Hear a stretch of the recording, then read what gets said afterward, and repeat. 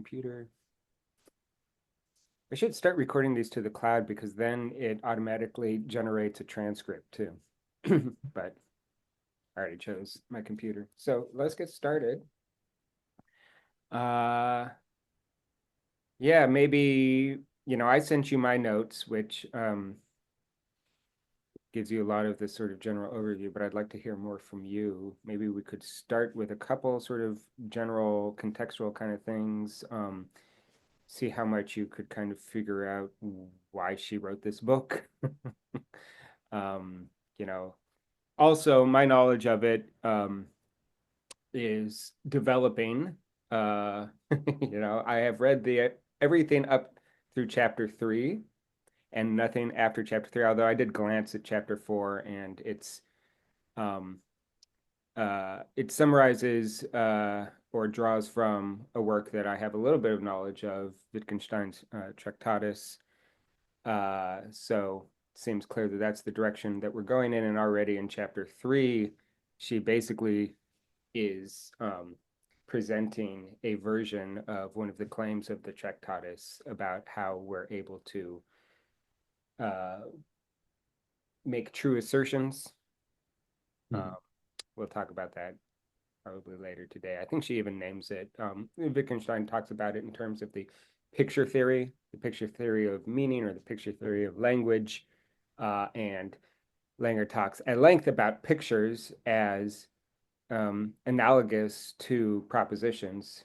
Pictures assert true or false things about the world, but the way they do that, what makes a proposition special, its truth functionality, is actually very similar to what a picture does.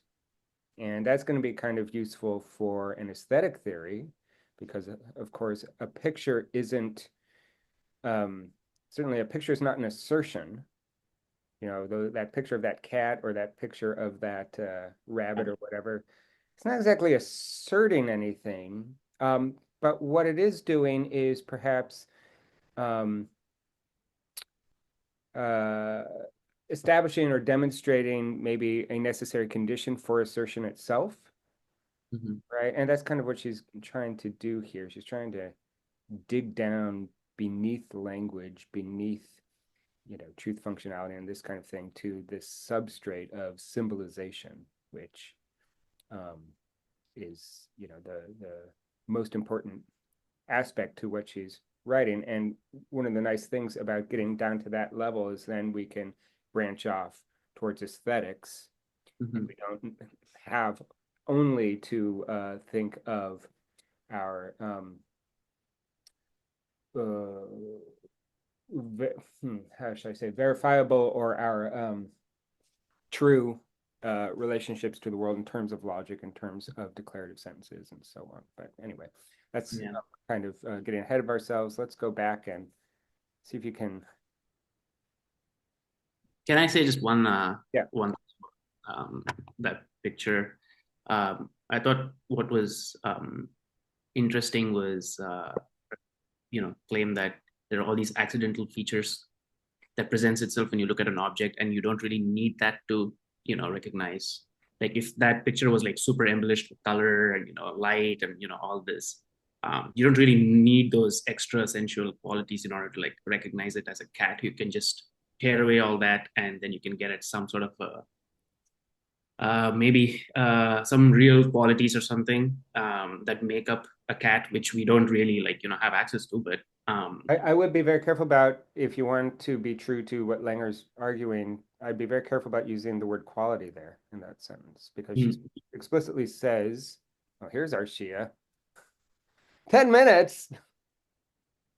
Okay. I got to lay down some law here. When Arshia, come on. You can't be 10 minutes late every time. I'm so sorry. I had to fight for my life to get out of bed. All right, Okay. all right, all right. Well, go to bed 10 Apologies. minutes earlier next time. I will. Sorry. All right. We were actually getting ahead of where I wanted to start, which was very, high level, 40,000 feet kind of thing. We've sort of jumped straight into the mire. And we're talking about the picture theory of meaning. Um, what maybe I can bracket that though, but it is something that we want to come back to because what she explicitly says is that meaning is not a quality. Meaning is a function, and that's going to be really important. Um, and understanding the way in which some schematic squiggle could be a picture of a cat is not going to relate to, you know, the qualities of cathood or the qualities of a specific cat or that kind of thing. It's going to be a way of describing how the elements of the picture relate to each other. In other words, what the function is, what relationships they stand to each other in, right? But let's go back a little bit, let's try to um, maybe it's not super obvious because you didn't read the preface in the first chapter.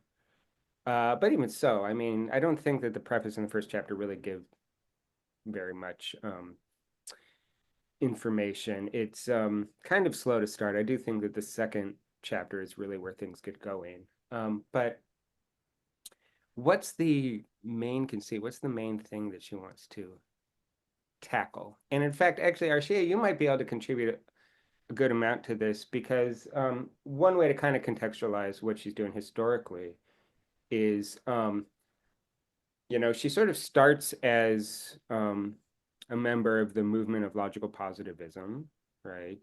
She's highly influenced by Wittgenstein in this book, but she studied with Whitehead, who also moves off in a different direction totally. But, Whitehead and Russell are the authors of Principium Mathematica.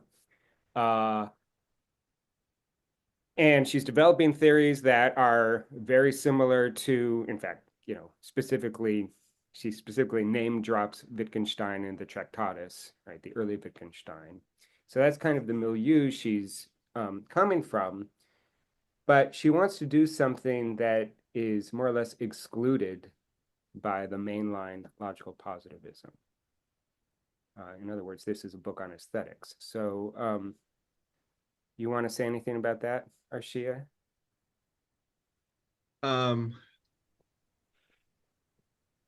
I guess maybe it'd be just nice to clarify what logical positivism entails regarding their views about metaphysics, especially in aesthetics. Mm-hmm. And as far as I can gather, I'm by no means like totally aware of everything, but Okay, you've taken classes though, so hopefully you remember a few things. yeah, in fact, actually, like we're just speaking about it in one class. But essentially, what happens is that there is there is an essay by Carnap that she, I think, actually mentions, and it's literally called "The Elimination of Metaphysics Through Logical Positivism," which is all about basically if you want to make a proposition and you want it to be meaningful, the only way that it can be meaningful is that it can be verified within what's uh, verified by looking at what's within the given, which is just looking at the world and seeing if the proposition is true or Yeah, false. a slightly Anything, less philosophical way to say that, and more kind of basic practical science is verified in observation.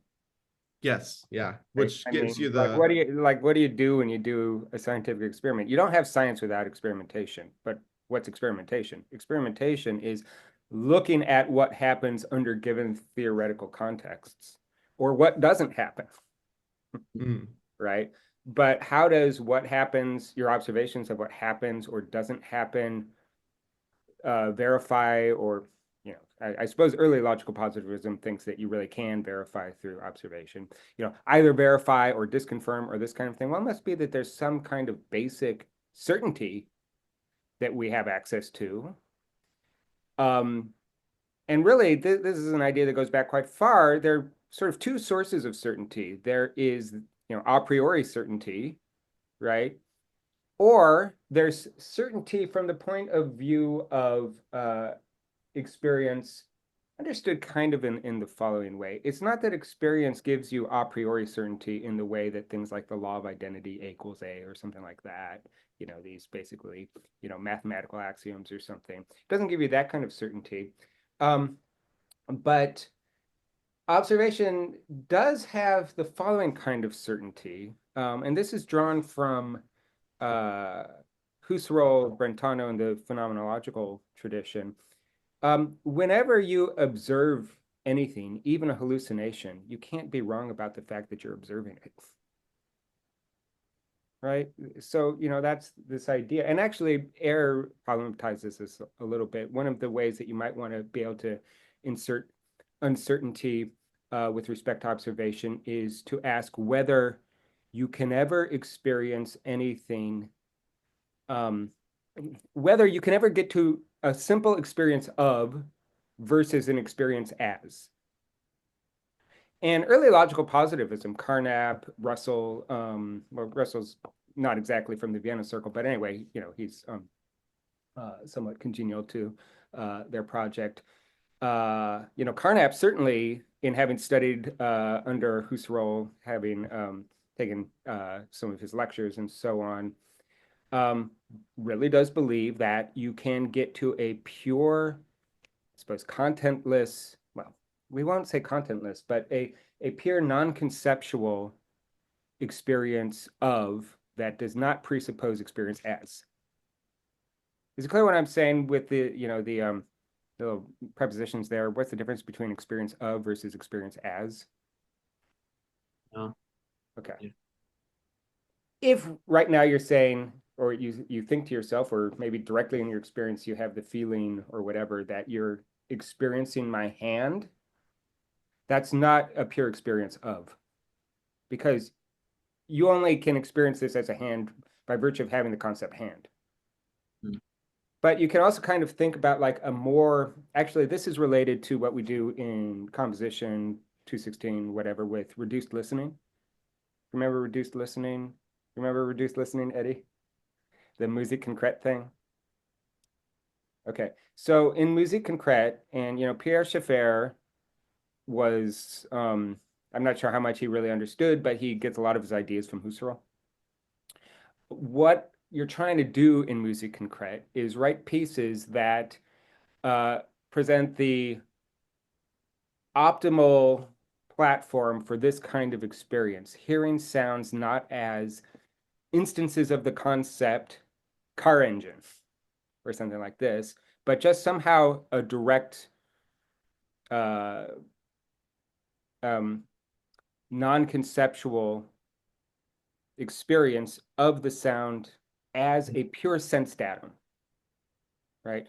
When you say reduced listening, what you're reducing out is all the conceptual stuff, all the as. And what you're trying to get to is the pure, non-conceptual, direct experience of the sense datum, which if you want to hear the sound as a car engine, you then, sort of collect all the sense data and then subsume them under a concept, and then you have the experience of a car engine. But prior to that, on the phenomenological account, you have just direct access to the sense data, right? That's quite useful for theories of science if you want to ground science in some kind of certainty about the world. That is to say that if you have a scientific theory that is correct, and you have a theory of sense data as, in some sense, a pathway to certainty, then you have a theory that asserts that we can actually know with certainty things about the world.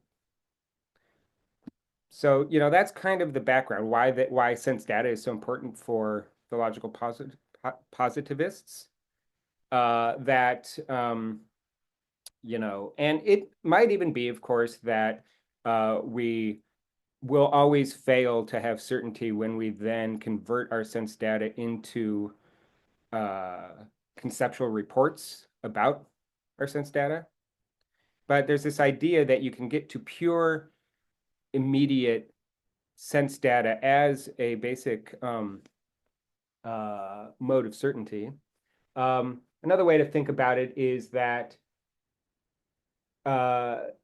sense data are only direct, or not necessarily, yes, direct, but it's the only vehicle by which we can ever acquire knowledge about the world, as opposed to knowledge about the laws of logic or something like this, right? And so all knowledge comes from experience, at least knowledge of the world, which is the only knowledge that empirical science is interested in. Um, but then there's also this idea that you can get to like a completely unbiased, neutral awareness of sense data prior to concepts. Yeah, so that's kind of why it's so important for them to argue that a statement can only be true if it can be verified in experience or verified by observation. And then that idea goes awry in all sorts of different ways. But yeah, sorry, why don't you continue with um, your exposition of logical positivism, Arcia? Yeah, I mean that's uh pretty much the scope of what I kind of wanted to say. But I would also like to mention that as far as I've understood, it's a pretty realist position, and it's kind of against a lot of skepticism or idealism that may have come before it, and it's in a way an answer to those. So if a skeptic shows up and says, well, are you really holding this hand up, and is this hand real, and is the external world real? The logical positivist would simply reply, yes, it is, because I can see it. Yeah, yeah, right. Well, that's also a way of getting to certainty. So, you have with Descartes the idea that the only thing that we can be certain about is our own subjectivity or something like that. One way of, it's not necessarily contradicting Descartes, but in phenomenology, you have the move from, subjective thought as being the locus of certainty to subjective experience, right? That, well, the one thing I can be certain of is that I'm experiencing even before I'm thinking about my experience or something like that. Another way to look at it, like in the case of G.E. Moore, is, to think about, you know, you can always raise the question, what should we doubt?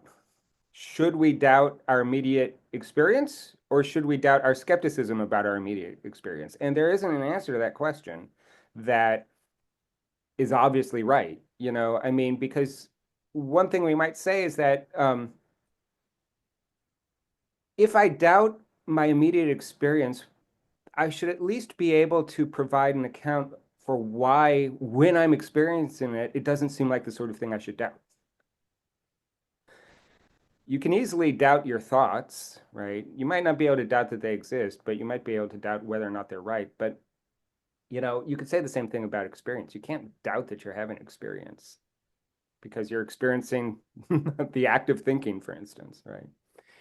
But then the question is, why is that a problem for things like aesthetics? Yeah. You have any thoughts about that, Sandesh? No. I was gonna say it's also a problem for like ethics, but we'll get to that later. Well, it's a problem for anything that is under the heading of value theory or axiology. That's another more technical name for value theory. But why is that a problem? Is it because aesthetics, well, I guess anything with values has to do with some sort of judgment being made, and those judgments aren't necessarily verifiable by looking at the world. Yeah, yeah, exactly. So, one way to think about it is the relationship between observation and facts. What do you, I'll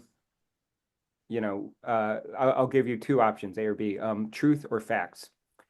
What is available in observation, truth or facts?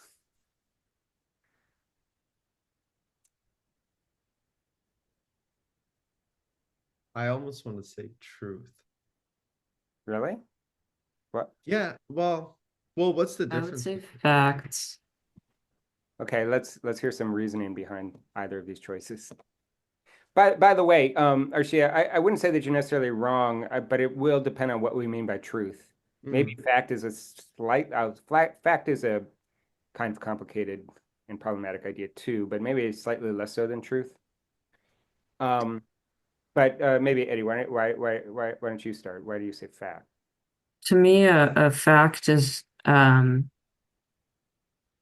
guess, I think the word I'm looking for is falsifiable statement. I think truth to me is akin almost to an argument. There is some sort of value baked into it. It may be made up of a fact or facts. I But think I think, I think you're kind of on the right track. However, I would say you can certainly falsify a proposition. If a proposition is mm, false, then it's falsifiable, right? right. Um, so it's not falsifiability necessarily, but it does have something to do with how many, you might say, faculties or how many sort of mental operations are involved, Yeah. right? So like, if I want to say I'm sitting here on Zoom with you, not only do I have to have the observation of it, I also have to have some stance towards that observation. In other words, I have to say something about it, for instance, right? I have to express, um, I have to make some kind of utterance or some kind of, I have to perform some mental operation that stands in relationship to the fact of seeing you. Just the fact that I'm seeing you isn't true or false. It just is. If I say I'm not on Zoom right now, that's false, but it's not, it doesn't stand alone. It only stands, its falsity or its truth stands in relationship to some fact, right?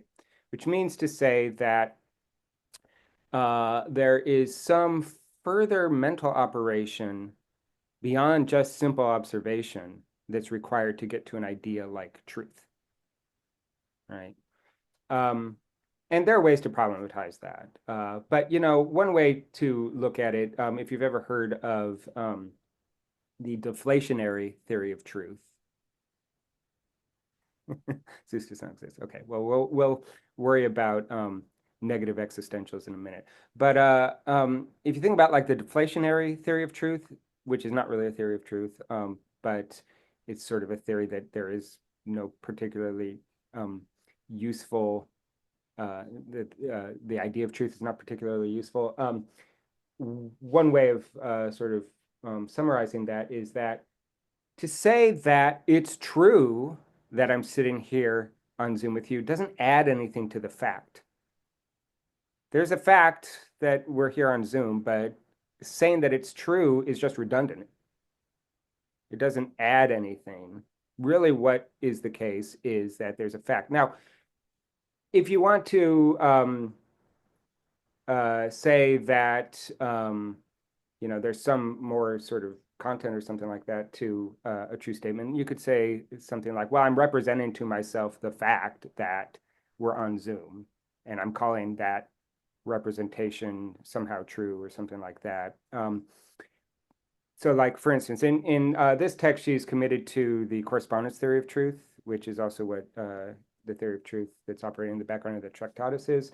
But even there, I mean, the statement, we're sitting here on Zoom, if you want to say that it's true because it corresponds to some state of affairs in the world, you still have to have the state of affairs, and the truth is a further, maybe second order mental event that stands in relationship of correspondence to that fact, right? So, that's one way of thinking about what's going on with observation, just that uh, observation puts us perhaps in touch with facts, not necessarily truths. Truths would be the sort of thing that we might come to if we try to fit our observations into a theory. This is anyway the positivist account. Later on, you have people that, like Wilfred Sellers or whatever, with the myth of the given, who says, well, no, you never actually have completely non-theoretical observation. Theory, observation is theory laden, is the way to say it. But in any case, this is the picture that I think is in the background here. So, back to the question about aesthetics. If it's true that observation really only pushes you in touch with facts, you have a problem for aesthetics for the following reason, that aesthetics asks questions about value. Maybe this is more obvious with ethics because in the postmodern period, we maybe, if you go to Comp Lab and you sit around and you see the way that we talk about whether, the choices people made, we talk about them making good or bad choices, a piece being good or bad, right? Which is an evaluation of the pieces. it's a little bit more difficult to see the problem though. We could look at ethics though, in which you have statements that look like propositions, wherein I might say something like, it's wrong to murder innocent babies. In other words, what I'm saying is, even if people do murder innocent babies, which is a fact, there's something wrong about it. Now, one of the things you might immediately see in that formulation is that which of those things can you actually observe? The fact of people murdering babies? Maybe there's some question about what we mean by murder and so on, but you could say the fact of people killing babies in a society that has a history of putting laws in the books that say don't kill babies. Is that something you can observe? Yeah. What about the wrongness of that? I mean, to the extent that you can observe the wrongness on a positivist account, actually all you're observing is a further fact. People talk about it as though it's wrong. But you don't observe the actual wrongness of it. What you observe is people acting in such a way, maybe even using things, weird sounds called words and whatever. And maybe one of those words has the following sound, wrong. But that isn't the value itself. That is a fact in the world that is observable, but the value is not going to be something that is observable. Is this like the is versus ought? Yeah, yeah. This is basically a formulation of the fact-value distinction, right? That facts are things you can observe. Values, I mean, what is it? What you can observe is activity, but values aren't activity, right? So that's going to be a problem. And so, like in the case of aesthetics, especially in the traditional view of aesthetics that holds that aesthetics and art and so on are inseparable from beauty, and that beauty is an evaluative term. Aesthetics on the positivist account isn't talking about anything factual.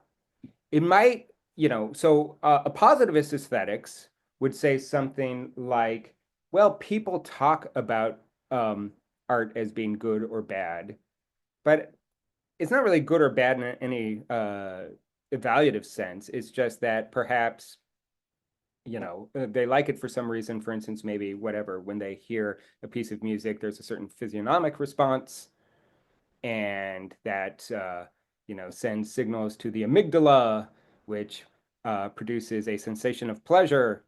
But actually, on this account, even pleasure isn't good. It's just a bare fact in the world. There's nothing good or bad about it. It's just something that happens, right? So there's no metaphysical entity of goodness. There are factual reports. People say, I liked that, it was good. But just saying it was good is different from this metaphysical, say, form of the good, this metaphysical understanding of goodness as somehow different from just a report about goodness, right? So what that leads a lot of the positivists to say is that whenever you make an assertion about something that is itself not a fact, it's actually just meaningless. You're not talking about anything. There is no object that corresponds to the idea.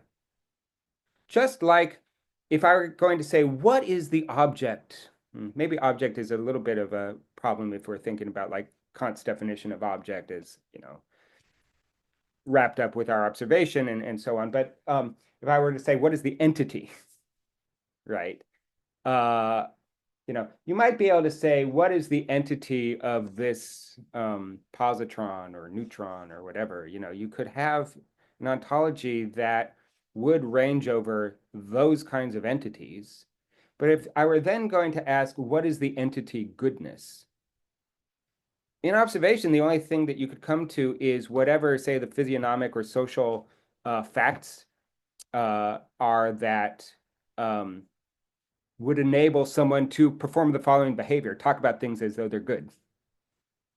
But there is no entity to that outside of that, say, physical fact or social fact, right? And in fact, this may be a kind of important distinction in, say, in the work of Carnap, also later analytic thinkers, Quine and so on. The distinction between things like abstract properties, this is a little bit different from value, but you could talk about value this way too. Abstract properties, which they say don't exist, and sets, which they say do exist. And you might think, well, aren't sets also kind of abstract, right? The set of people on this Zoom call is separate from the people on the Zoom call. It's clear what I'm saying. But the difference between properties and sets is that sets are always reducible to the members of the set, right? That is to say, there is no meaning to the set of people on this Zoom call except the people on the Zoom call. Whereas if I say something like the property of blueness or the property of goodness or one of these things, it's a little bit harder to reduce that to some kind of physical entity. Whereas, the set of, so like for instance, the city of Seattle, you could say, oh, isn't the city of Seattle some abstract entity, so therefore it doesn't exist? Well, no, the city of Seattle is just sort of a way of summarizing all the facts that are relevant to what we call the city of Seattle. But you can reduce it down to like all the buildings, all the people and their activity and so on. But if I were to say that about some metaphysical entity like goodness, I have no idea what the physical entities are that I could reduce that to. Right. And so, this is the problem for aesthetics that, the logical positivists basically say that if you say that this work of art isn't just good because I like it, but rather that it's somehow good, even if it's ugly, even if it is kind of painful to listen to or something, that it's good, right? On this metaphysical level, the positivists would say you're not talking about anything. There is no entity that you're referring to. This is most obvious probably with concepts like God or whatever, right? I mean, there is the history of trying to prove God's existence from the definition of God. But the thing is that the definition of God doesn't tell you anything about whether there's an entity that it refers to. And you might try with like the ontological argument or one of these things where, well, maybe you could try to smuggle in an existence claim into the definition. But that's still not going to tell you, like for instance, so if I define God as a necessary being, that's not going to tell me whether or not there's actually an entity that is referred by that term God. It's just that I've defined it that way. But all that I know about God in terms of necessary being is that it's a concept that has a certain consistency or a certain structure to it, but it doesn't tell me anything about the further function of that term reference, denotation, right? Yeah. So, this is what's problematic for any branch of philosophy that is based in evaluation from the point of view of logical positivism, just because it doesn't really refer to anything that exists from the point of view of logical positivism. It's just nonsense. You're just making sounds. You're not actually performing language. What you're doing is like blah, blah, blah, something like that, right? That has as much reference as the concept God or the concept artistic value or something like that, right? So that's the background. And so that's why, this is an interesting sort of approach because she's trying to recapture at least one aspect of life that is excluded by logical positivism, art, essentially. And, the thing is, though, that she's still kind of committed to a materialist ontology, right? She explicitly says she doesn't believe in things like souls and all that. But what is her particular approach to bringing aesthetics in line with logical positivism? Like, how does she, or maybe we could say, how does she bring art in line with science. Maybe we don't have to worry about logical positivism. What we might want to say is that logical positivism is a particular philosophical account of what science does. So let's, from this point on, unless it's really necessary to reference logical positivism, let's just talk about science. How does she bring art in line with science in a way that lets it kind of stand on its own 2 feet, makes it something important about life instead of something that's derivative of the sorts of entities or the sorts of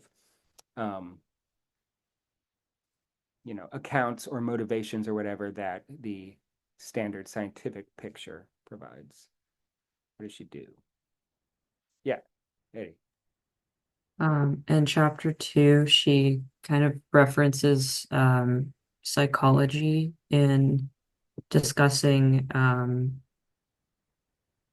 language as serving. I thought this all through, but it's suddenly hard to say on the spot.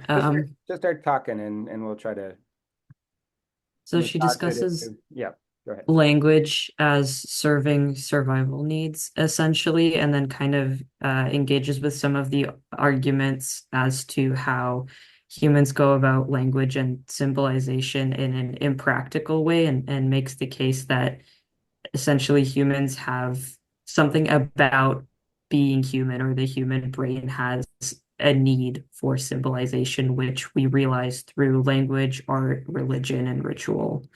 Yeah, yeah, right. So, she doesn't really pick a fight with what you might call the standard evolutionary account, right? That's the way that SEA, it has a nice acronym, C. But the standard evolutionary account basically says that everything that humans do that we take to set us apart from the mere physical animal world, etc., is in the final analysis reducible to biological interests, in particular, interests related to preservation both of the self and the species. Right? That's kind of the picture, right? And so therefore, if you think of survival interests under the heading needs, it's defining needs in terms merely of material survival. In I guess some of the least contentious ways, like we have a compulsion to eat because, nourishment is something that is required for our survival, right? What she wants to do, though, is take a look at that idea of needs and see if there is any need that is specific to animals like humans, as opposed to animals that don't do the sorts of things that humans do, like paint and write poetry and do science and all this kind of stuff, right? And there, what she wants to argue is that symbolization itself is a need, but it's a specifically human need. Now, I think this is sort of interesting because we might want to ask whether she is redefining need or if she's just bringing one further item into the set of things that we call needs. What would those two things look like? Redefining needs is probably more obvious what that would look like, right? What would it mean to say she's redefining needs? Adding something beyond what is necessary for the survival of the individual and the species. Yeah. However, if it's truly a definition of needs, then it would have to be able to range over both things like eating and things like creating art. So it's not that needs actually means just creating art and who cares about eating. We would have to have a more general definition that can encompass both, right? Um, it could be that one way that she's redefining needs is to just present a new concept, human needs, as opposed to animal needs, which would be more or less what you're saying, where it's like, okay, well, here's just a totally different category. Things that humans need that animals don't, but they're not the same thing. These human needs are not as obviously tied to survival as things like eating. But if we want to take the other approach, which is to say, to have that more general definition that encompasses both, which is also from the other way around to say to fit things like creating art into the set of things we call survival adaptations, needs. Well, how does that work? How does something like creating art have the same, I suppose, present the same necessary and sufficient conditions for survival as something like eating? Is it clear what I'm asking? Yeah, this seems like a problem of like reducing species into a genus. Well, let me try to clarify my question a little bit more. Yeah, I'll try to be less technical in the way that I talk about it. Eating's required for survival. If we want to say that need, the definition of need, encompasses the idea of survival, then what we're also saying, if we want this more general definition, is that art is necessary for survival.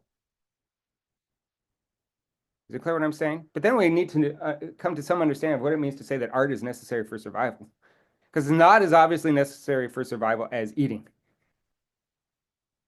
So then what is it about art or any of the activities, ritual, myth, all this kind of stuff, that could plausibly be taken to be necessary for survival of humans or human-like creatures, aliens or whatever, that's not shared by things like dogs? What is it about? And so, the rubric of this is symbolization, but how is symbolization necessary for human survival when it's not necessary for amoeba survival? I was gonna. Oh, well, Eddie, wanted to say something, and then Archie will go with you after that. I wanted to try to answer the question, but I realize I've talked a few times, so No, go ahead. before she Go wants ahead. to. I think we can look at art as a function of a kind of like more complex or kind of like a system of adaptation, if that makes sense. Like a another animal analogy would be like play fighting and rats, which are social animals. Like if you think about it, spending your energy like wrestling and potentially like scratching and infecting each other seems counterproductive to survival, but it is something that makes their like bonding and social order function, and they are better to able to survive as a result of teamwork and bonding and social order. So that would be the standard evolutionary account, which she considers and rejects. Why does she reject it? I think there was a passage where she said that symbolization isn't just a higher version of like some lower order need. It's got a hierarchy in itself. And Well, it's somehow prior to things like, thought and knowledge and all this kind of stuff. Is that what you She mean? did. But there's a more straightforward argument. She gives really the thing I love about this book is that it's written in a really engaging way, and her arguments, maybe it's almost a weakness. Her arguments almost make a little too much common sense. It's like I'm always a little bit skeptical when there's an argument that just seems so obvious that is ignored by the consensus opinion. But what's the problem with this idea that, for instance, language or play fighting or all this kind of stuff, its um, status as a need can be attributed to the fact that it um, enables social bonding, which itself is more obviously tied to survival because it's more likely for animals to survive as a group than if they're alone. What's the main criticism she gives, the main objection to that? She does give the criticism that children will talk without meaning or without anyone necessarily there to understand them. And a 2-year-old does not have the executive function to be like, I'm gonna, make a long-term investment in my communication skills by learning how to talk. That's right. I mean, there are a couple of ways of looking at that. So first of all, that's a really great example of the argument. It's not like the form of the argument. We're going to want to work down from the examples to like what the baseline argument is. But yeah, you're absolutely right. You just look at children and they're doing that babbling whether or not anybody else is there. They're doing it whether or not, in fact, not just whether or not, it's almost exclusively the case that at early ages, they don't care whether or not somebody else is listening to them, even if other children are there. So it's like that might raise some skepticism about that account, that what they're doing is sort of this future oriented activity that's going to pay off in the future. No, they're doing it long before that's even a concern or an interest, right? Um, the problem with that account is that it's teleological, right? How is the account of, say, babbling or play fighting as a way to develop social cohesion? What's teleological about that? Oh, first of all, maybe it's not clear what teleological means. Teleological means, in the case of like a teleological explanation, it means an explanation by virtue of purposes. Now, the thing about purposes is that they're future oriented. What I mean by that is, let's say let's say, let's say I want to tell you about Suzanne Langer. Okay. Um, well, what I need to do is I need to somehow produce a book. Now, that activity of producing a book is motivated by something that doesn't exist yet, the idea of the book, right? That is to say, the book doesn't exist yet. So to take the book that doesn't yet exist as an explanation for what I'm doing now sort of puts the cart before the horse, right? There's something about my own activity that, unless I want to have something like backwards causality, have the cause come after its effect, right? In other words, like my writing, if you're thinking that the future book is the cause of what I'm doing now, then there's something kind of strange about that, right? That is to say that maybe there's some other way of explaining what I'm doing that doesn't have to rely on something that doesn't yet exist, right? So it might be something like the need to communicate, something like that, right? But to say that the book is the reason that I'm writing, well, the book is the purpose, but there's something a little bit strange about using a non-existent purpose, a non-existent thing, to explain current activity.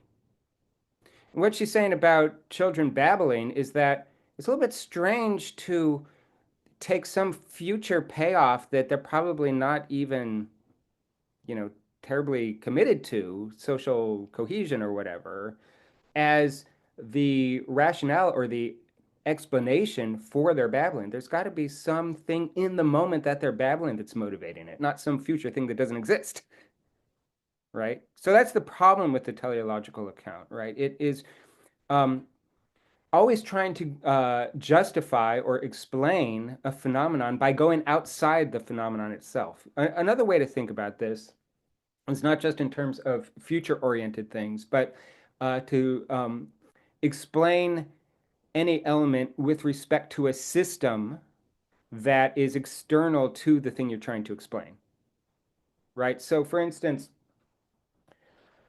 if I were to ask you, why does the heart pump blood? And this is like a typical example, right? That would be different from the question, how does the heart pump blood?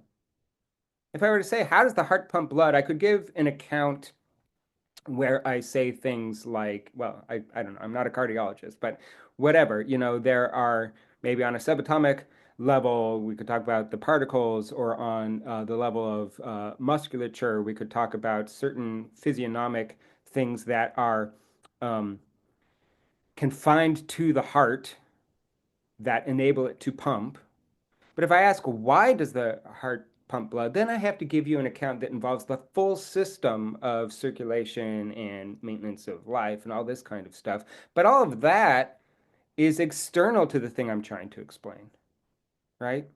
It's or another way to look at it, and this is also getting to this notion of the distinction between maybe facts and values, right?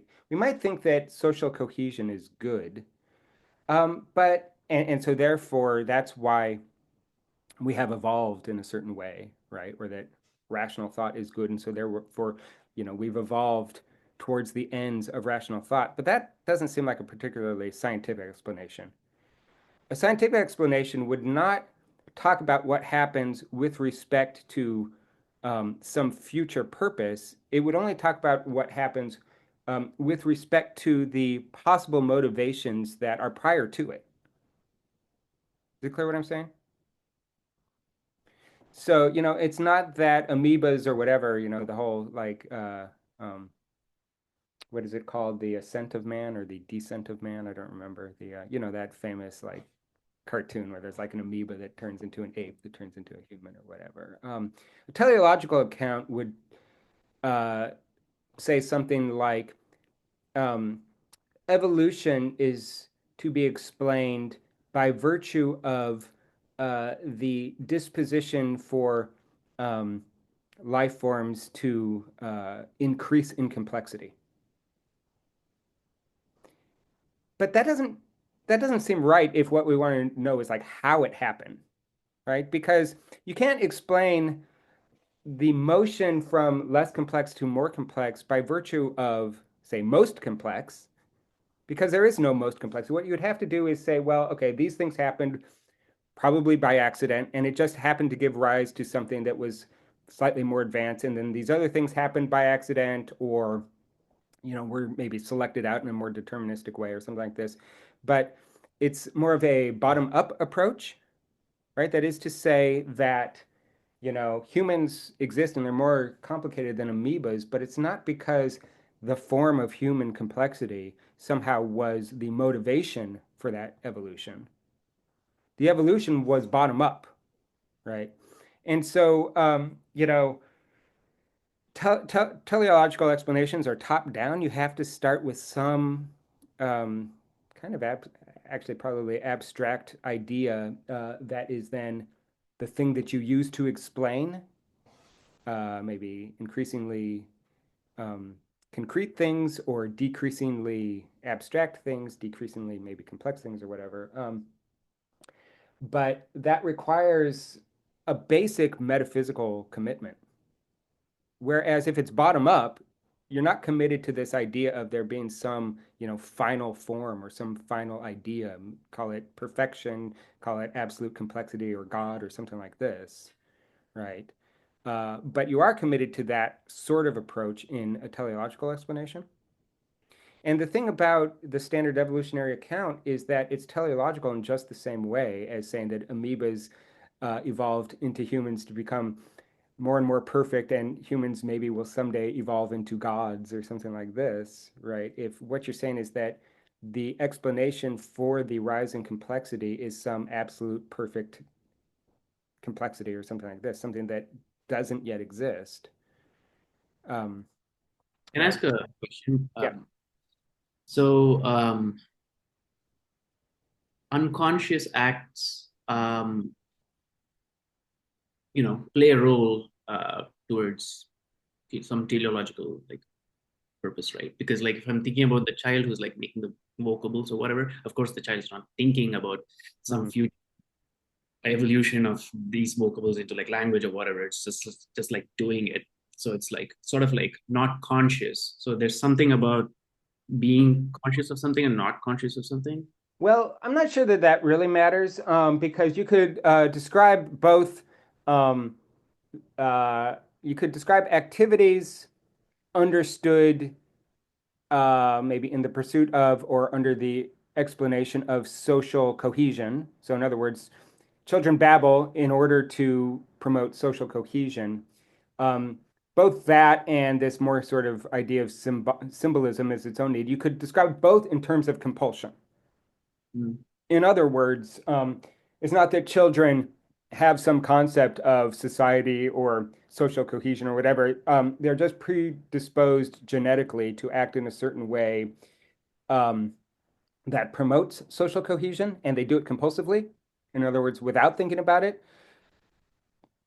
You could certainly describe social cohesion in those terms, but the problem is the explanation still is teleological, right? Because you could also explain the compulsion in a way that doesn't have to appeal to some, say, future-oriented purpose, right? That is to say, social cohesion is a future-oriented purpose. But you could talk about the fact that children babble as being pleasurable to them simply because it fulfills an immediate need, say the pleasure in symbolizing things, right? It's not that you have to appeal to social cohesion, and whether or not it's compulsive doesn't really matter because the explanation is still appealing to something that is not present in the actual activity. Is that clear? Yeah, I was thinking about. Let me just say that one more time. Social cohesion is not present on her account anyway. So social cohesion is not present in what children are doing. So it's a little weird to describe that as the motivation for that activity. It might be something that that activity gives rise to, Mhm. but it's strange to describe something it gives rise to, maybe even accidentally, as the reason for it, as the explanation for it, Yeah. right? Yeah, I was thinking about what we spoke last time about internal versus external, and it seems like a lot of the times these vocables or whatever, like sounds and stuff that the children are making, they're not really considering an object in the external world, and it's more internal. Because if it was pointing towards uh, some object, um, what was it going to say? I forgot my line of thought. I'll just leave it at that. I just think, Okay, good. yeah, Let's leave it at that. I see Eddie. You want to say something? Let me just say I want to move on to the next chapter because we don't have a lot of time. So you want to just say a word or two, Eddie? And then we'll move. Yeah, so I guess a way that you could engage this idea with like the evolutionary view is not to say that um, children babble or we talk because it gives us an evolutionary advantage, but rather we have an evolutionary advantage because we do this thing that has the side effect of giving us like other people's knowledge or social knowledge. Yeah, right. So that would be a maybe more defensible evolutionary picture, right? That it's like, well, you don't explain the activity by virtue of the adaptation. You explain the adaptation by virtue of the activity, right? And she goes a little bit further, and I'm just going to say this, and then I want to move on. She goes even further to say not only is that sort of a problem with the explanation, but um, it doesn't even seem to adequately characterize a lot of our activity. I mean, for instance, dreams or the way that people act or talk about their art, the fact that they're willing to starve for their art.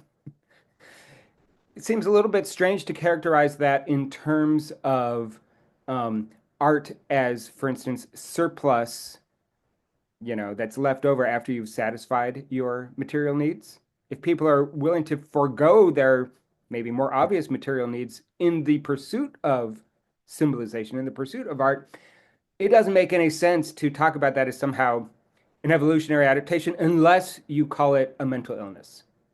Unless you say that art is just some way that an organism can go wrong and be selected out. I mean, you could make that claim. And in fact, that's the claim that society in our current period makes. Why do you want to spend all that money on that useless degree?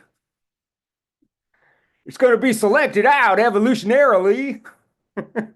Right? I mean, that's the claim, right? And what she wants to say is, okay, well, you could make that claim, but I'm not going to make that claim. I'm going to say that no, it's a need that's even deeper than many of these nominally useful things like communication or knowledge or this kind of thing, symbolization itself.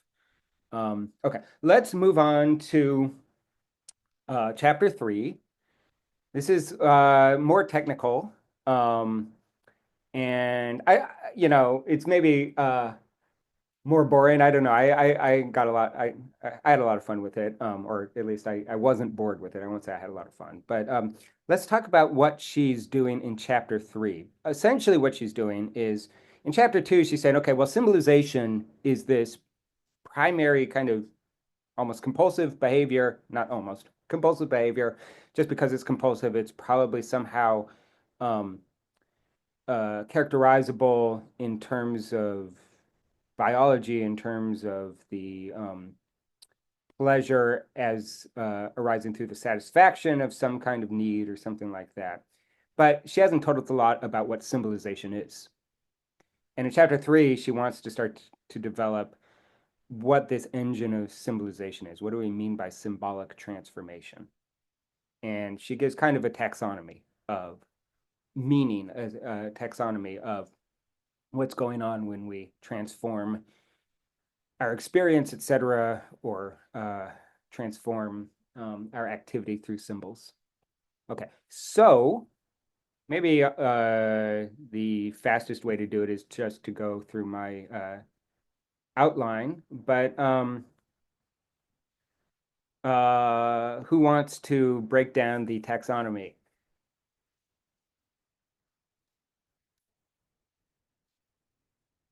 One way to think about it is that there are different kinds of symbolization. There are different things we might mean by meaning. So that's like the main kind of umbrella. And then there are different examples or different ways these things can go wrong. There are different constraints on these senses of meaning. So she starts with one primary distinction between sign and symbol. It's the difference between sign and symbol.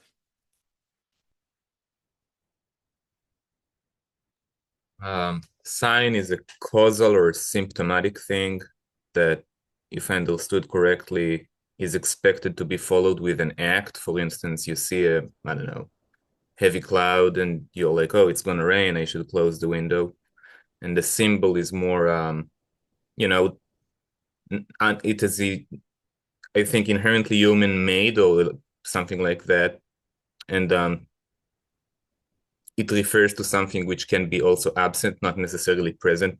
Mm-hmm. Mm-hmm. Well, that's a huge distinction from sign. Yeah. Although sign can technically stand in relation to something that is not present. For instance, I see the clouds. Clouds mean rain. The rain's not present, but it's not doing the same kind of thing that a symbol is doing, right? Because just as you described, there's basically, I can describe my processing of the clouds through behavior. In other words, I see clouds, it prompts me to do something, to close the window, and it's all causal, right? That's true of a natural sign. However, there are also artificial signs. What's an artificial sign? Is deliberately human made or something Oh, like that. well, oh yeah, actually, yes, sort of. Well, it's complicated. Um, I think you're probably right that it's that artificial signs are only made by humans, but it doesn't mean that they're only understandable by humans. No, they are by learned they are learned by convention and not by experience. I think this is what she says. Yeah, Eddie put in the chat like with Pavlov's dog, right? Right. Oh, yeah. It's arbitrary. The sound of a bell has nothing to do with food, but the dog just comes to associate the sound of a bell with eating because that's the pattern that has been performed, numerous times. And then the dog associates the bell with food, and so it salivates even though there's no food present, right? So that's the sort of very rudimentary sort of symbolization. But what's really significantly different about symbol as opposed to sign? And what is distinctively human about it?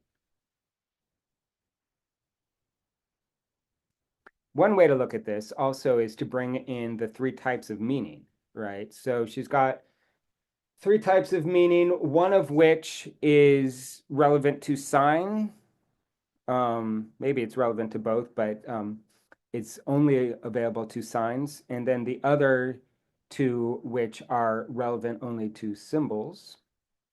She's got signification, right, which is to say that sort of causal nexus of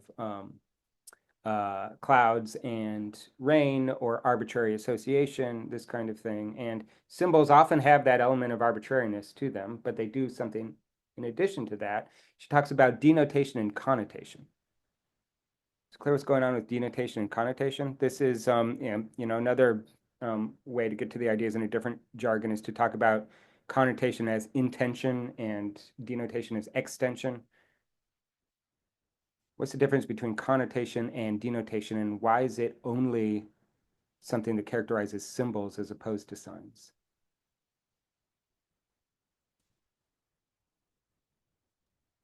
So just on the difference between intention and extension, denotation would probably pick out an item that is specific, and by an item I just mean like an object.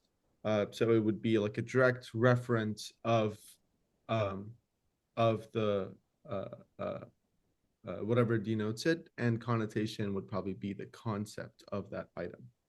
Is that That's right? basically right, right. So she does have a distinction between conceptualization and concept. We don't need to worry about that so much, although it's pretty interesting.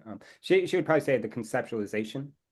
Mm-mm. That is to say, okay, so maybe we'll say it this way. Signs basically have three terms in their relationship, right? So you've got the subject, the sign, and the object. So in the case of, maybe I'll also ask this way. I'm going to give you an example of a sentence, and you tell me if it's a sign or a symbol. Oh, I feel this vibration in my pocket, or my phone is vibrating, so somebody's trying to call me. Means what? Sign.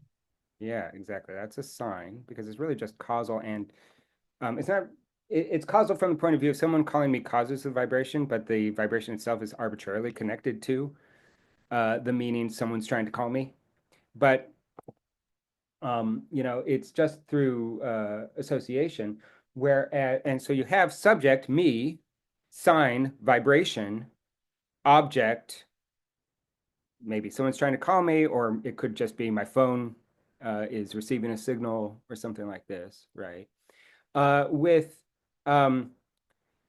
symbols, though, in connotation, you have, or maybe I'll put it this way, in denotation, you have an extra element, right? So signs would have subject, sign, object, or subject, symbolization function, object, or sign function, object. And symbols would be subject, subject, symbol, conceptualization, object. That would be a denotation.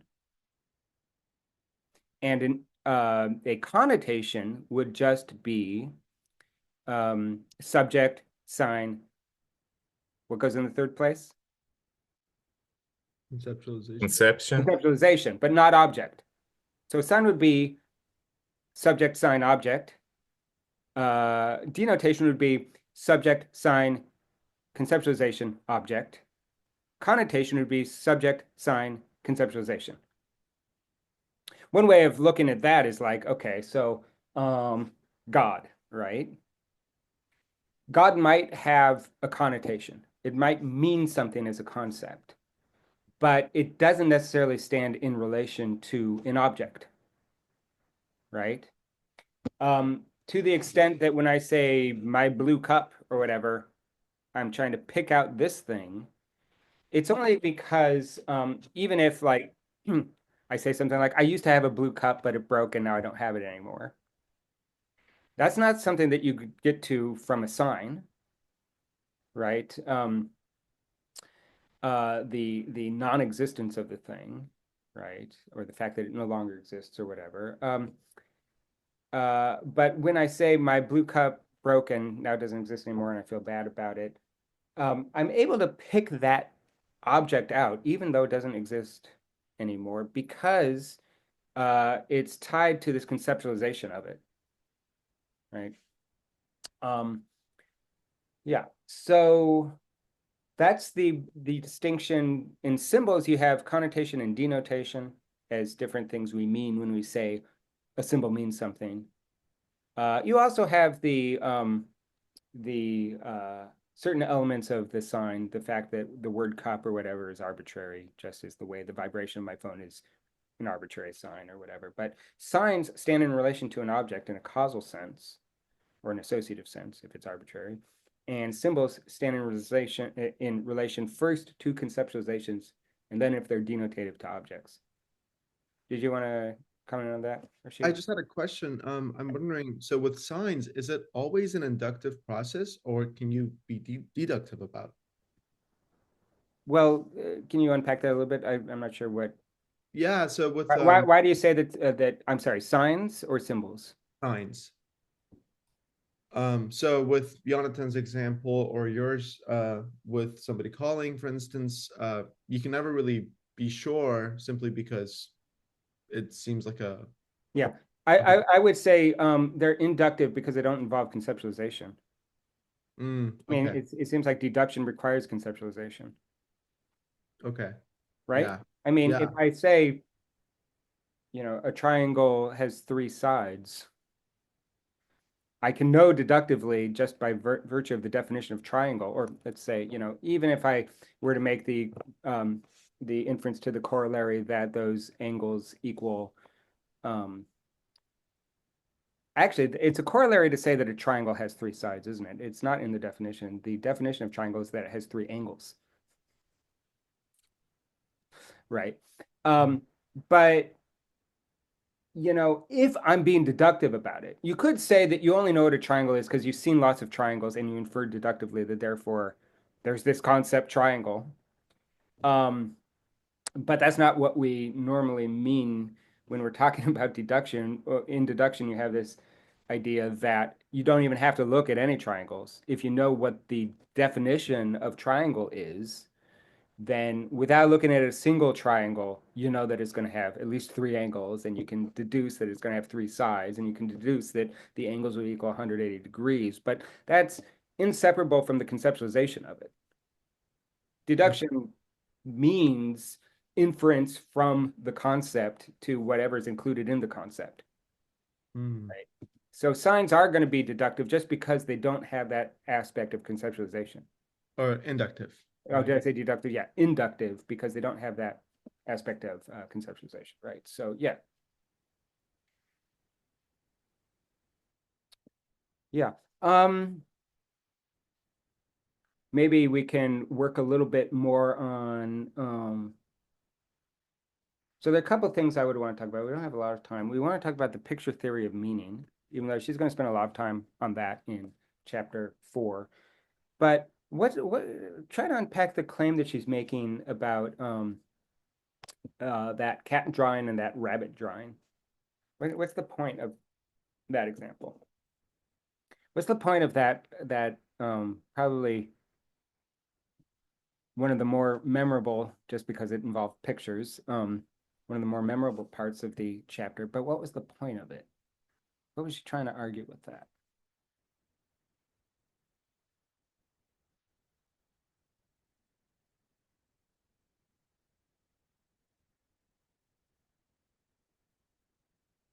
You can also look at my notes under the heading, it's at the very end of the outline, declarative sentences, picture theory of meaning.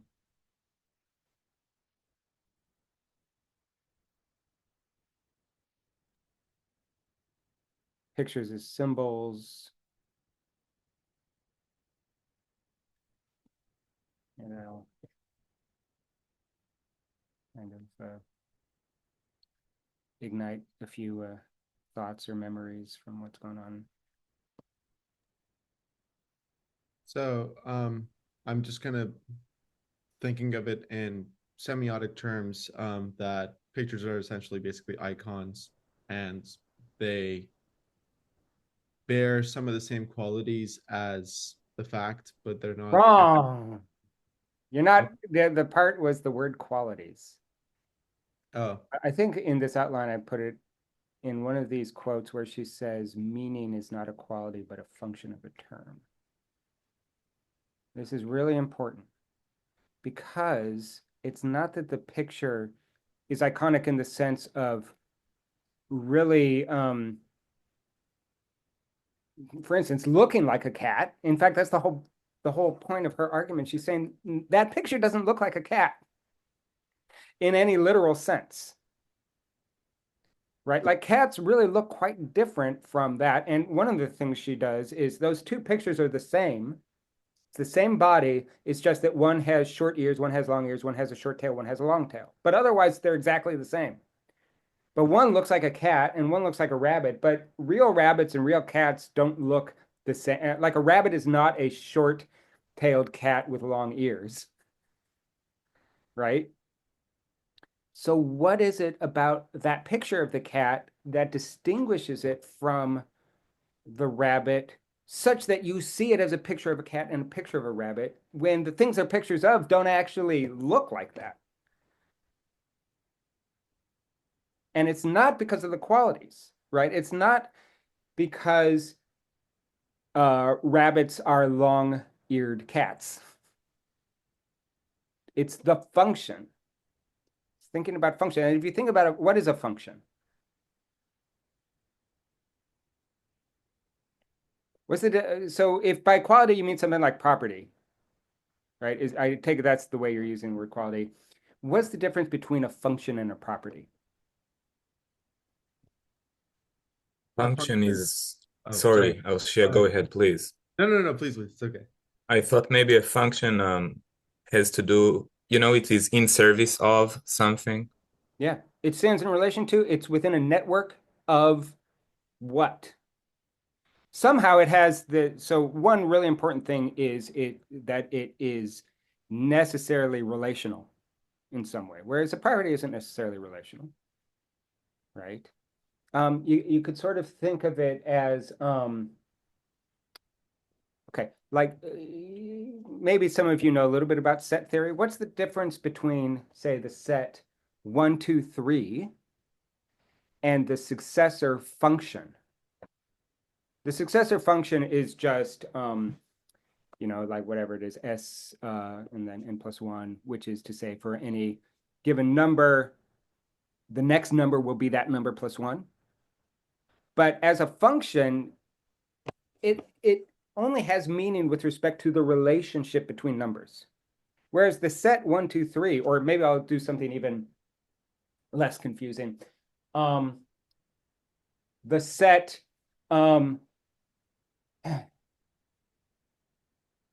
elephant, Socrates,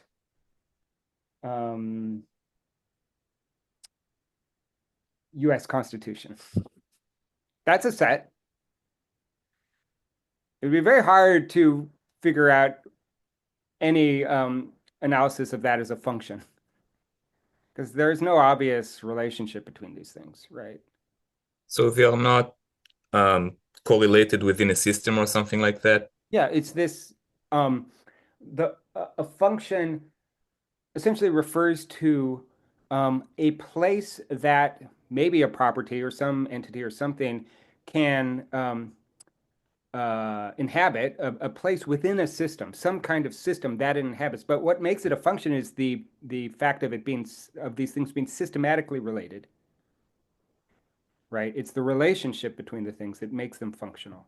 Right, and this is when she connects it to, the notion of discourse, that meaning is only received through discourse, but individual symbols on their own are not, let's say, thoroughly meaningful, right? So let me put it in slightly more logical terms, since we haven't dealt with discourse yet. But this is how Carnap talks about it in the Aufbau. He talks about things like properties or intentions or whatever as not having very much, use for knowledge, for uh, um, claims about truth and this kind of thing. A property is itself, or an intention is not itself true or false. If I just say table, that doesn't really mean very much. I mean, it might have a coherent definition or something, but it's certainly not true or false. Just because it's not true or false, it doesn't really give me knowledge about anything, right? If I say this thing I'm sitting at is a table, now I have a truth function.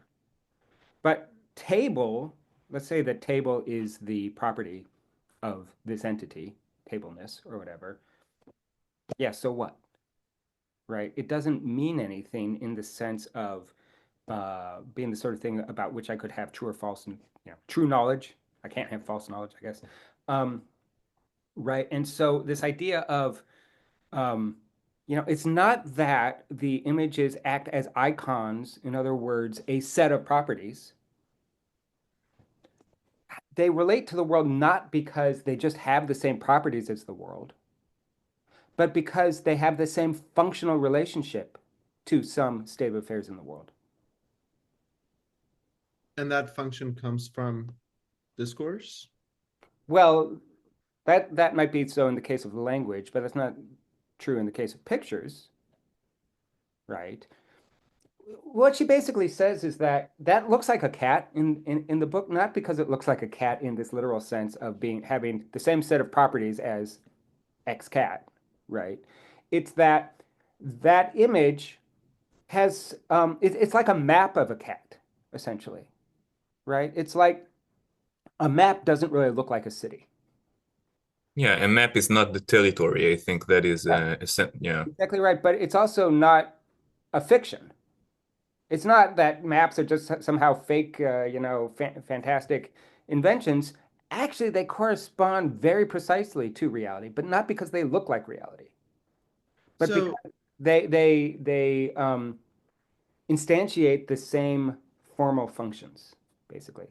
Yeah. in the case of a map, isn't it just a higher order abstraction of the lower order realities that like environments or whatnot, you know? It's just basically and I'm wondering because if that's the same thing with this image, how could it not be through properties or qualities? Is it not the case that you need to bear at least enough similarities or enough properties that are shared between the cat and its image such that you recognize it as an image of a cat? Well, the problem with that, I guess, is that what are these atomic properties that you're talking about? Because any of the things that you might be talking about, like a circle for an eye, right? Um, that can be reduced to functions, right? That is to say, the fact that the black circle looks like an eye, well, no, it doesn't. I mean, you could draw a black circle for an eye even if, like it's one of those dogs that has like one gray and one blue eye or whatever. Neither of them are black. Neither of them are actually circular either, you know. Um, so then you might say, okay, well, there's something about it that's I like very schematically, but what is that? What is the schematic instantiation? It's some basic kind of function of, say, geometrical parts or geometrical relationships, right? Um, So the function then precedes um, the say similarities or whatnot. well, one way of looking at it is that anything you might describe as a property, like, okay, so let's say that you're looking at a Rothko painting and you say it's just like green, and its property is that it's green. But you never get to that property without essentially presupposing green as having a sort of formal structure, right? That is to say, you can't get to green outside of green in relationship to the rest of the canvas or the rest of everything that's not the canvas, or the various relationships between how the shade of green changes depending on your observer position or lighting or all this kind of stuff, right? All of this is basically functional, right? And it might be that you can't coherently get to the idea of like a function without things standing in relationship within the function. But the problem is you can never get to that idea. You have to stop at some basic understanding of function, and that's like as far as language will take you. She draws this all from the Tractatus Wittgenstein. In the next chapter, she talks about this at length. But maybe this will clarify the ideas a little bit. Okay, so in the first proposition of the Tractatus, the first two, or the first like 1 and then 1.01 or whatever, Wittgenstein says the world is everything that is the case, which is supposed to take out anything that is not factual, basically. But what he then says is what is the case is the existence of facts, not things. Facts are different than things. Facts are essentially relational structures of things. Or maybe I should say this a little bit differently. That's not quite right.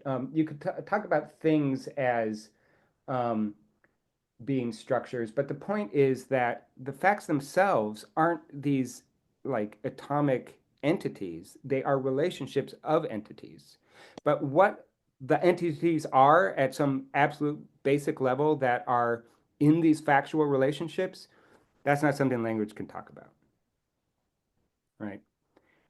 So, what she's saying here is that just like language, um, images, which are sensory and not logical, have the same relationship, have the same sort of, I should say this, a proposition stands in relationship to the world. So maybe even before that, I should say, the Tractatus, and I guess Langer here too, are committed to the correspondence theory of truth, that a sentence is true just in case it corresponds to the world. What makes the statement, I'm sitting here talking to you on Zoom, I'm sitting here talking to you on Zoom is a statement.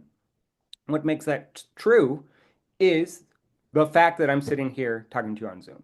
And the relationship of corresponding has something to do with this isomorphic way of encoding relationships that are in the state of affairs into logical relationships in a sentence. So that's what it means to correspond on this account. It's that there are these functions in the world as states of affairs or facts or whatever.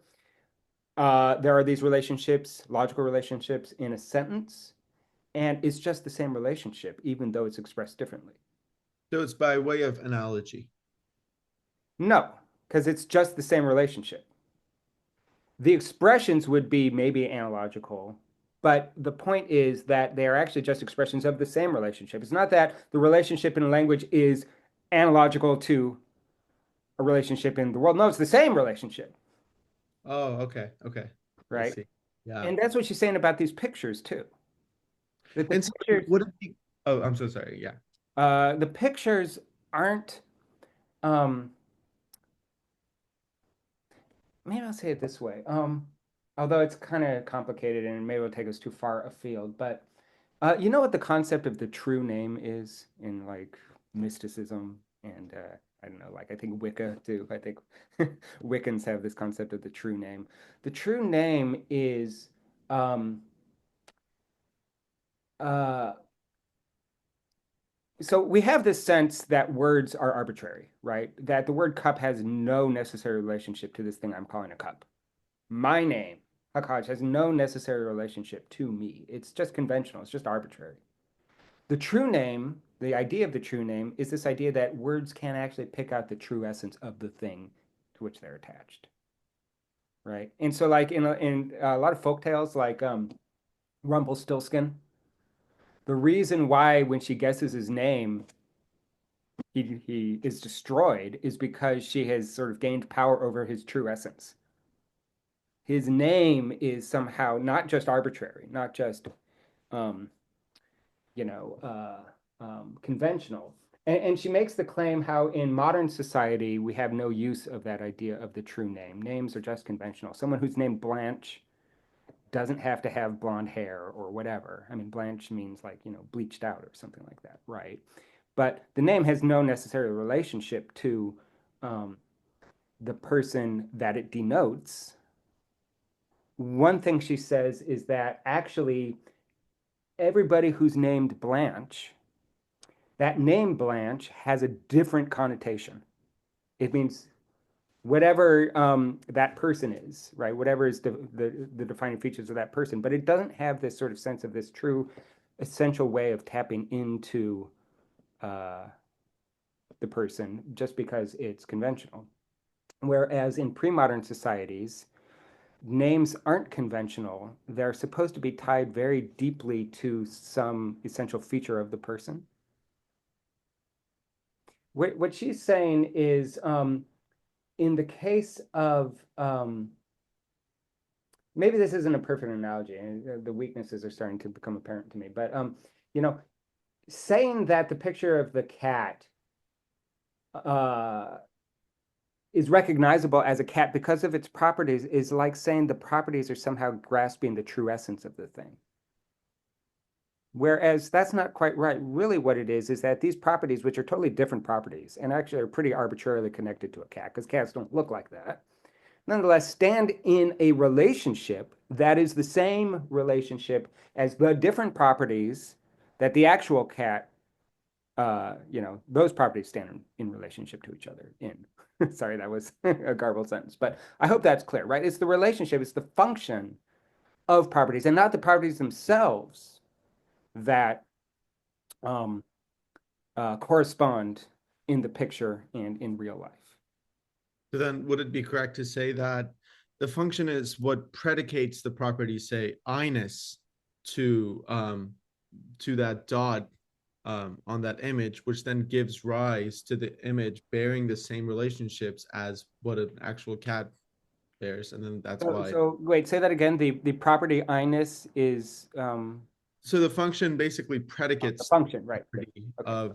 of I-ness to that dot, and then thus we recognize it as a dot on a cat. Yeah, right. Or sorry, as an eye on a It's cat. a functional relationship, right? So, and this actually maybe goes some way to clarifying why she has that second inversion seventh chord at the very beginning.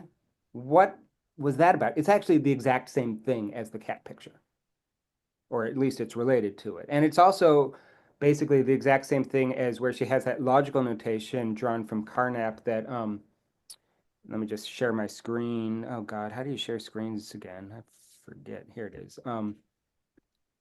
This kind of thing. Let me just, right, where she's got this notation, and then she says, essentially, the truth criteria for this really are just the same truth criteria for this, is just from the opposite end. It's not so obvious here with logical notation, but with the chord, since we're all musicians and we know what a second inversion seventh chord is, how is that related to the idea of the cat as being the picture of the cat being a function that corresponds to the same function but with different properties in a real cat? What's going on with the chord? Why does she go to the trouble of talking about that? There are different representations of the same, at the end, reality, or I don't know how to call it, object. I don't know how to call, the sound of the chord. Mm-hmm. Mm-hmm. Yeah. And, so I think she refers to different intervals from different bases, basically, or something like that. What is it that she does exactly? Let me put that in front of me.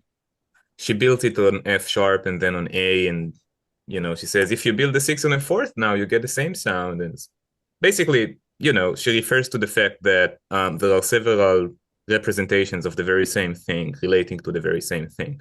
Yeah, so you could sort of think of it as a chord is a relational structure, right? A chord, now you can talk about the very same sonority. Maybe we want to distinguish sonority from chord. Right? You can talk about the one and the same sonority by virtue of different starting points into the relationship, into the function, right? So whatever the notes are in that sonority stand in a certain relationship. But the way we describe it might be different depending on our starting point into the relationship, into the function, right? So like if I'm talking about that sonority from the point of view of A, or from the point of view of F sharp, or from the point of view of the key of G, I'll give different names and I might say that I mean different things, but actually I'm still referring to one and the same functional relationship, structural relationship, right? And it's just by virtue of the perspective. that it seems to change, but it doesn't really change because what it is this identical relationship between items, just under different descriptions. The thing that's a little bit tricky is that function might mean something a little bit different here than in, say, functional harmony. But essentially, function means what is the structural relationship of the items, the properties, or whatever. And we'll give different names to it depending on where we start from. But it's not that it's sort of like the three blind men and the elephant or something, right? It's all one elephant. It's just that under different descriptions, it seems to behave differently, or it seems to mean something different, but it's still this identical structure. With the cat, it's the identical structure, even though it doesn't really technically look like a cat. And in fact, a map is what she says is that, a diagram, for instance, looks even less like a building. An architectural drawing looks even less like a building than that cat looks like a cat.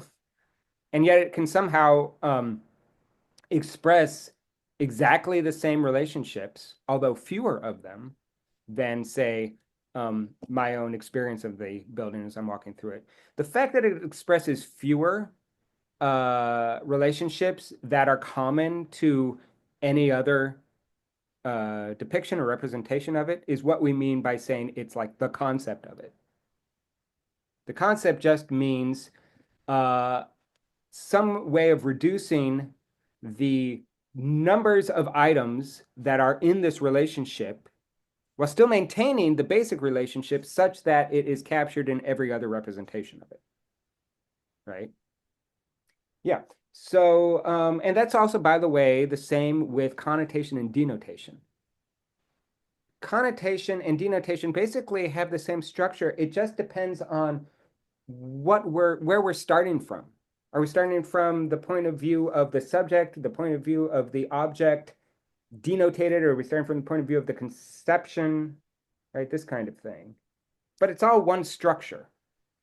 And the difference in meaning, she's trying to have this general account of meaning, despite the fact that it looks like there are different things we mean by meaning. And what she wants to say is what enables a general account is to say that in any case, it's one structure viewed from different perspectives. One of the things that will mean, I think, although I haven't read these chapters yet, is that you can get to awarenesses of perception, maybe even feeling, this kind of thing, that have the same structure as propositions, but are not themselves propositional. Just in the way that picture of a cat is not a proposition, but nonetheless, it corresponds to its reality in the same way that a proposition corresponds to its reality. In other words, by expressing in different terms some isomorphic functional relationship. There's this way of sort of having a general account of meaning that is not propositional, but could be aesthetic. In other words, how do we know that's a cat? Aesthetically, not propositionally. Right. All right. That's all I wanted to say. Anybody who wants to have the last word may do so. There's so many great like one-liners and things in this, any final questions or things that didn't make sense or whatever?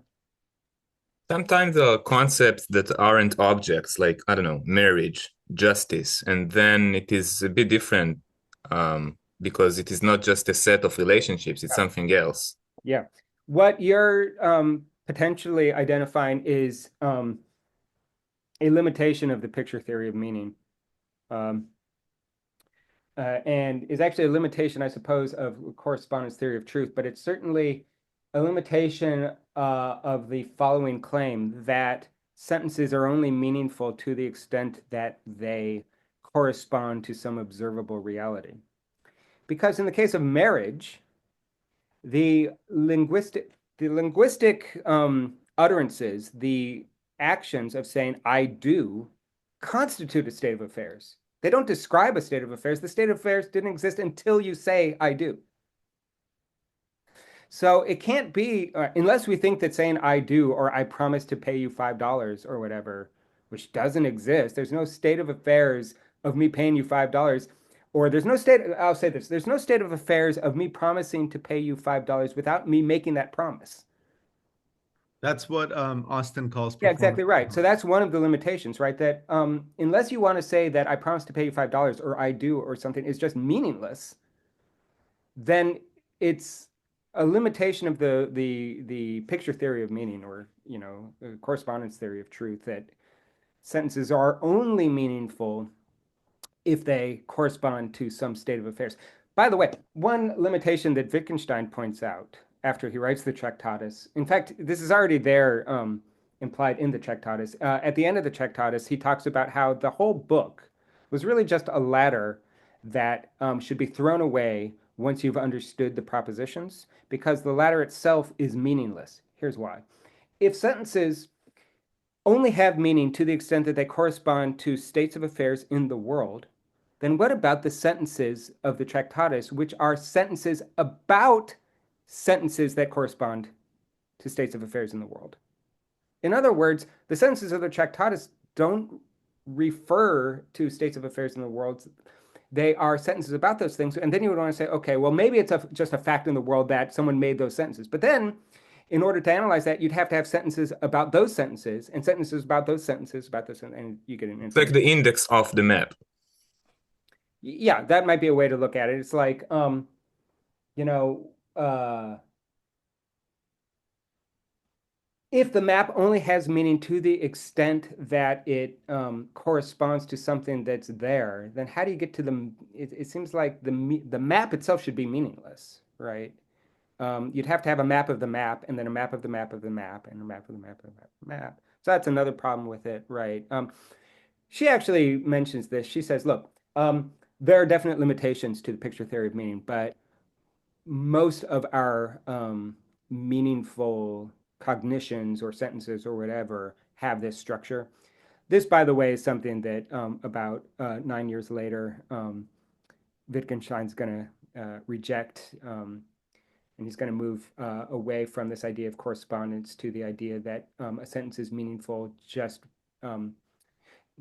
the meaning of a sentence is a way of describing how it's used in activity, something he's going to claim later in philosophical investigations. But I will say this, the fact that the picture theory of meaning is not exhaustive, because we can think of all sorts of things that aren't, all sorts of, say, linguistic utterances that are both meaningful but not because they correspond to a state of affairs in the world.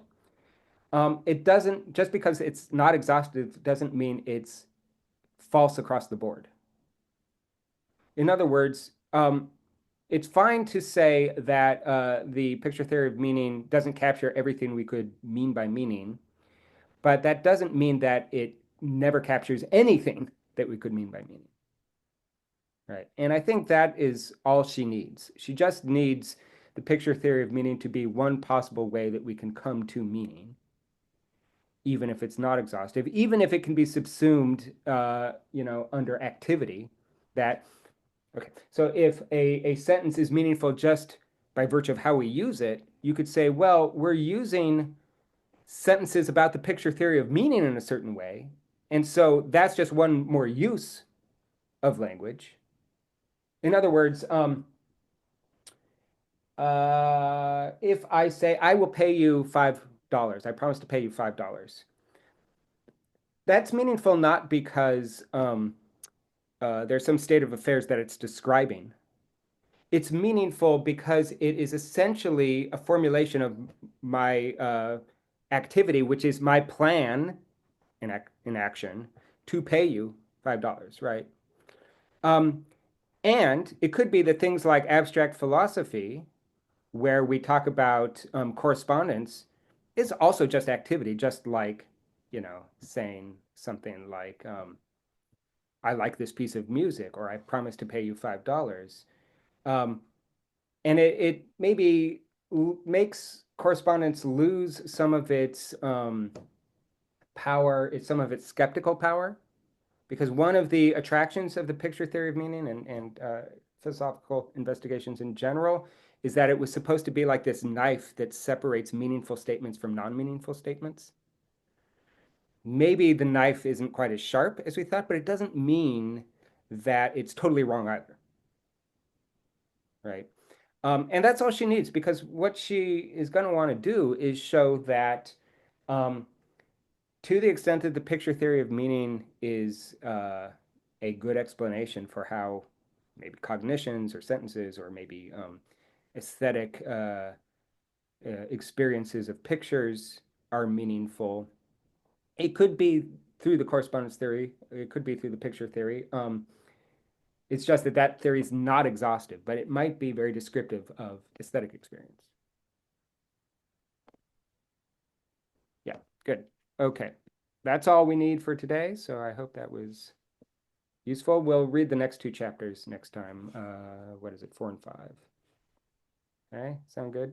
Sounds great. All right. Thank you so much. Okay. Yeah.